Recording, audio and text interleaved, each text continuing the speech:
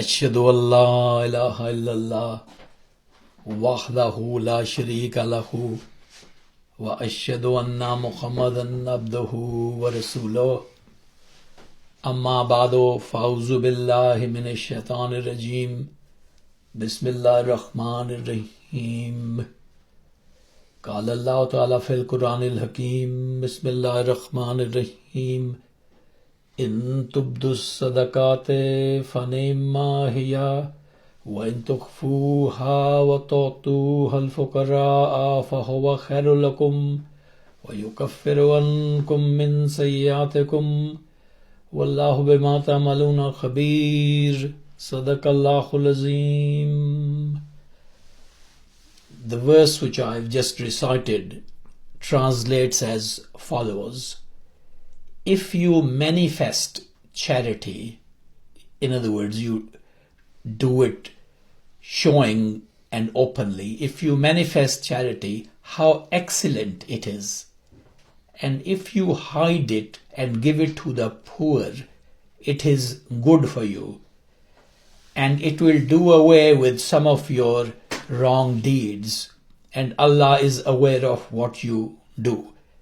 Chapter 2, Surah Al-Baqarah, verse 271.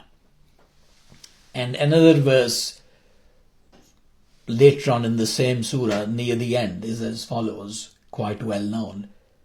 لِلَّهِ مَا فِي السَّمَاوَاتِ وَمَا فِي الْأَرْضِ وَإِن تُبْدُوا مَا فِي أَنفُسِكُمْ وَتُخْفُوهُ يُحَاسِبْكُم بِهِ اللَّهُ فَيَغْفِرُ لِمَن يَشَاءُ وَيُعَذِّبُ مَن يَشَاءُ وَاللَّهُ عَلَى كُلِّ شَيْءٍ قَدِيرٌ صَدَقَ اللَّهُ الْعَظِيمُ. And that translates as follows. To Allah belongs whatever is in the heavens and whatever is in the earth. And whether you manifest what is in your minds or hide it, Allah will call you to account according to it. So He forgives whom He pleases, and He punishes whom He pleases, and Allah is powerful over all things. And this is verse 284 of chapter 2, Surah Al-Baqarah. Both these verses refer to two kinds of our deeds. Those deeds which are openly known and those which are not known to other people. The first verse specifically mentions charitable deeds, while the second is more general and covers all kinds of deeds. If we look at the first verse, it says that charity given openly in view of the public, in full view of the public, is an excellent act, while hiding what you're giving in charity also is good for you, khairul lakum. When you give charity openly for some national cause or a cause of the community, it can be excellent in that it encourages those who see it to follow your example, and they are motivated to join in with you. People need to see an example of a good deed being done by other people like themselves in order to be inspired. But sometimes it is not appropriate to give charity openly. For example, to help an individual who may feel belittled or embarrassed if he is given something in full view of other people. In that case, it is best to do it without knowledge of others. It says here that doing it in this way, without knowledge of others, hiding it, is good for you. When a person gives openly in full public view, even with a good intention, it is always possible that a feeling of impressing other people and making a display of moral superiority over other people may arise in that person's heart. But this possibility is eliminated when giving secretly. In that sense, it is good for the soul of the giver to give secretly. Now turning to the second verse which I recited, before it goes on to mention manifest deeds and hidden deeds, it says this, Lillahi ma fis samawati wa ma fil ardh. To Allah belongs whatever is in the heavens and whatever is in the earth. Now, various nations and religions think that they control this world and the hereafter.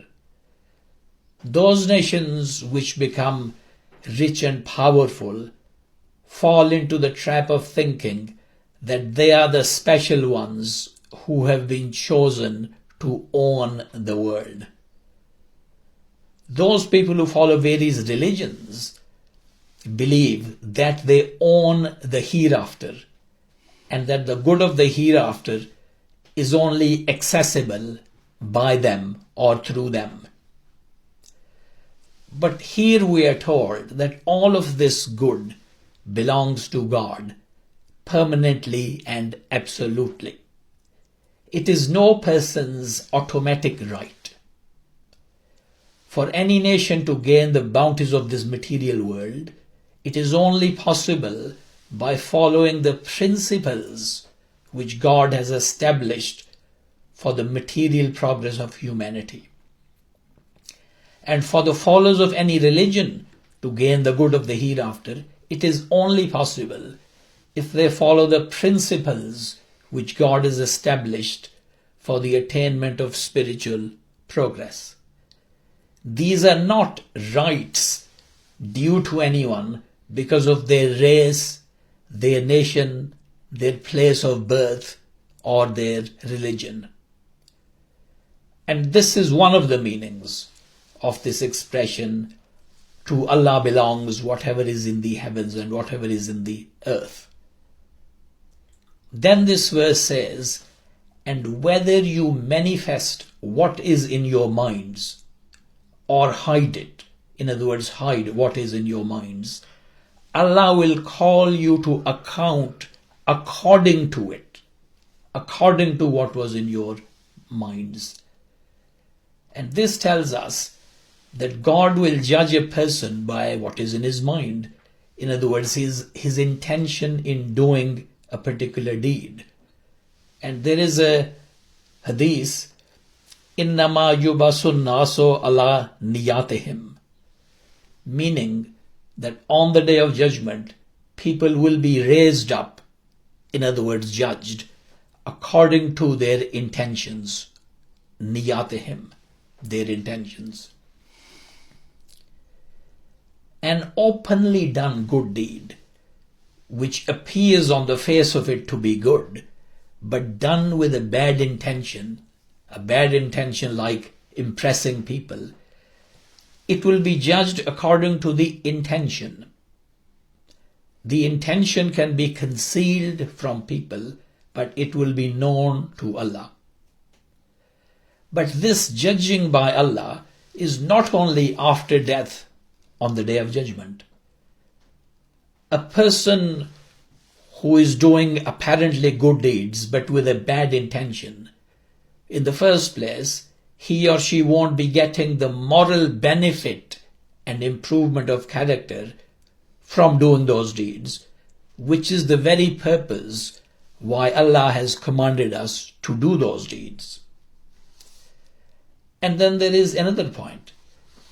If a person is doing good deeds but with a bad intention, like to impress people or some other bad intention, his personal gain, then those are not going to be his only deeds. To achieve his bad intentions, he will also be doing somewhere else actual bad deeds. And people will become aware of that person's true behavior.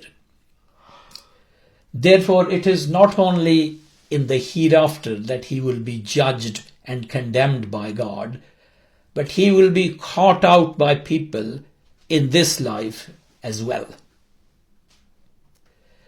Now, I've been talking about a person apparently doing a good deed but with a bad intention. On the opposite side, can a person do a bad deed but with a good intention, so that Allah judges him by the good intention and not by his bad deed? Now again, if there is such a person, assuming, who does a deed which looks bad but he had a good intention, then his other behavior in life and his record will show whether a deed he committed which looked bad had a good intention behind it. If his life is full of good deeds, and there is one deed which appears to people to be objectionable, then he may well have some good and valid reason for doing that deed, which only looks bad and objectionable, but maybe it isn't in reality. Now, a prophet or a mujaddid does certain things which people condemn as bad. They think of them as bad, and they make those things as their reason for rejecting him. For example, the marriages of the Holy Prophet Muhammad sallallahu alaihi wasallam and his fighting wars on the battlefield, these are the basis of most of the hostile criticism directed against him, particularly in our modern times. The critics object that, God forbid, the Holy Prophet was driven by sexual desires and he was a warmonger, a warlord.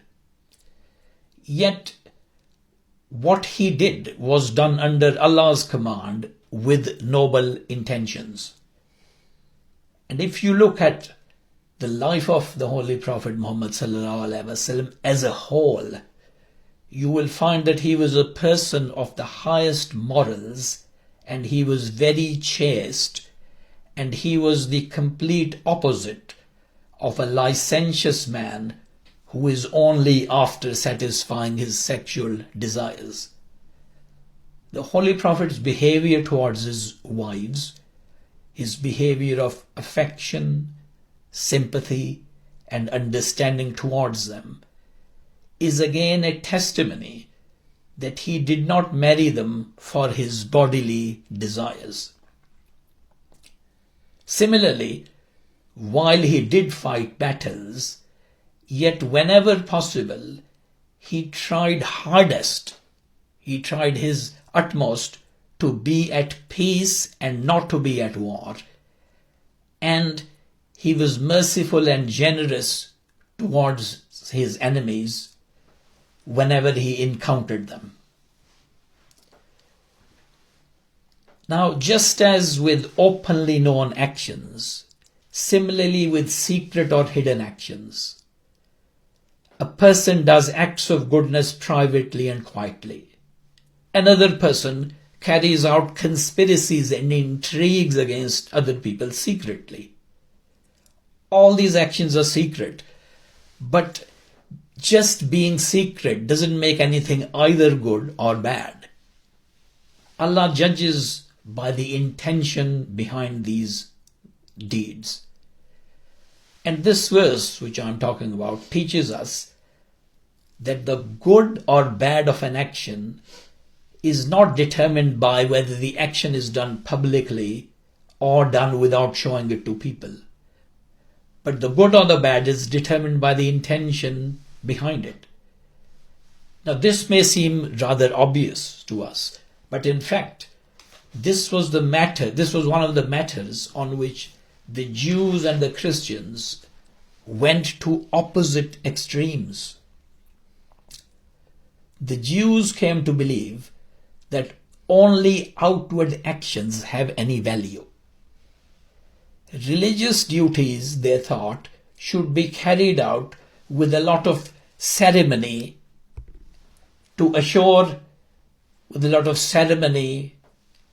and openness in order to assure other people that yes, we are sticking to religion, yes, we are praying, yes, we are fasting. We'll do it with great ceremony. Now, when Hazrat Isa, Jesus arose among them 1400 years after their religion started in the time of Moses, Musa alayhi salam. Jesus condemned this behavior and he instructed his own followers to do all religious acts and acts of goodness secretly, privately, so that no one but God can know that they have performed them.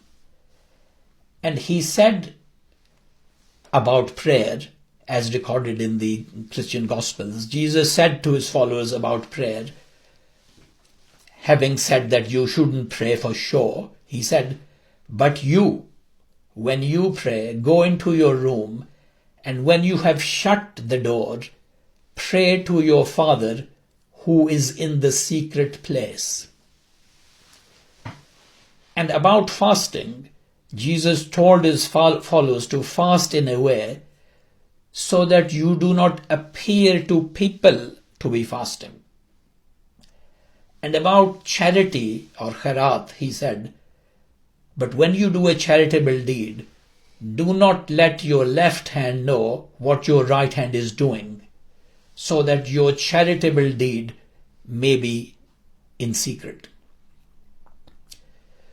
Now, Jesus' followers of later times took this to an extreme, to the extreme of believing that no religious act needs to be performed openly, and we don't need to follow any set rules or structure for praying, fasting, charity, etc. And they went to this opposite extreme from the Jews. Now let us look at the implications of both of these extreme attitudes. If someone believes that what is most important is to carry out the religious duties physically, mechanically, by bodily actions, and he believes that the involvement of his heart and soul is only a secondary and unimportant matter, then that person, all he is gaining by his worship is simply that people can see him being very religious. And gradually that can become his aim, to show to people that he is very religious. But even if it doesn't become his aim to show it to people, at least he is satisfied just by his bodily performance that he has completed his duty. He believes he doesn't need to do anything more other than the bodily performance of prayer or fasting. So that's one extreme. On the opposite side, if people only believe in the importance of religious duties privately on their own, without being seen by anyone, then how can they teach these duties to others? How are they going to set an example if other people can't see them doing it? And what happens is that gradually those people themselves lose the motivation to do those good acts. And the rules and the structures we have in Islam, such as those relating to prayers or fasting or charity, zakat, khairat, they all enable us to overcome carelessness and laziness and putting things off to another time and never get round to doing them.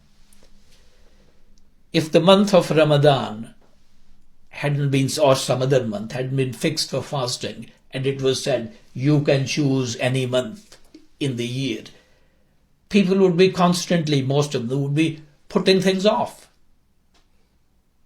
But now they feel motivated, they feel a compulsion to fast in that particular month, and therefore they do fast rather than keep on putting it off. So the Holy Quran teaches that we must perform the outward actions as well as the private acts which are unknown to anyone else. It is wrong to think, as the Jews came to believe, that a good deed can only be one which is visible and apparent to everyone. And it is also wrong to think, as later Christians came to believe, that a good deed can only be one which is kept secret and hidden from others. Because if you do anything openly, it spoils your motive, it spoils that deed. Now, that is a wrong belief. Both kinds of deeds, open or secret, can be good if the intention is good and sincere. And our good deeds should be like a floating iceberg in the sea, a bit like in the film Titanic. You have an iceberg floating in the sea, and with icebergs, only a small part of it is above the water level and you can see, while most of the iceberg is underwater and not visible.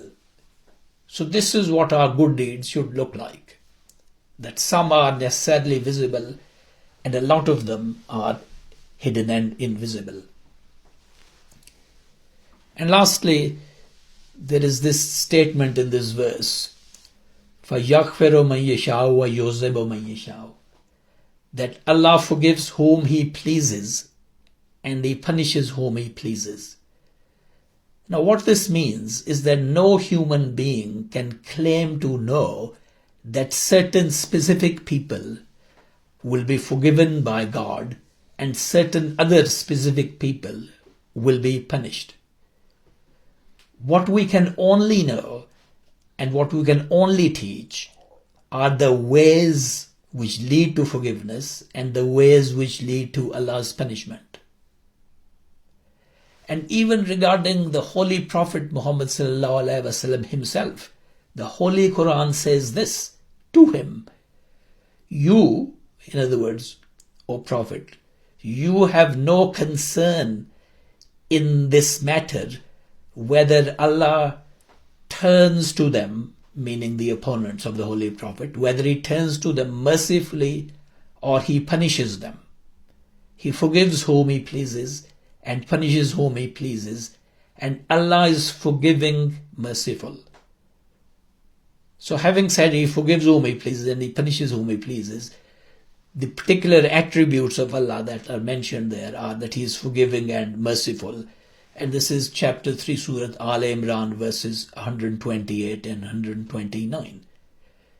Now this meaning of whom He pleases, Allah forgives whom He pleases and He punishes whom He pleases, is not that Allah is like a king, an absolute king or a dictator who doesn't follow any rules, but that purely out of some passing whim or because of feeling like it or because of his mood that day, He just decides for no reason to forgive someone or to punish someone else. The meaning is of whom He pleases is that only Allah has the full knowledge for deciding who deserves forgiveness and who deserves punishment. On the basis of His perfect knowledge, Allah may forgive someone who we think should be punished. And He might punish someone who we think should be forgiven.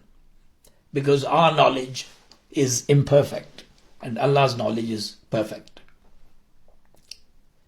So may Allah enable us all to do both open and secret deeds of goodness and always with good intentions. Amen. بارك الله لنا ولكم في القرآن العظيم ونفعنا وإياكم بالآيات والذكر الحكيم إنه تعالى جواد كريم ملك بر رؤوف رحيم.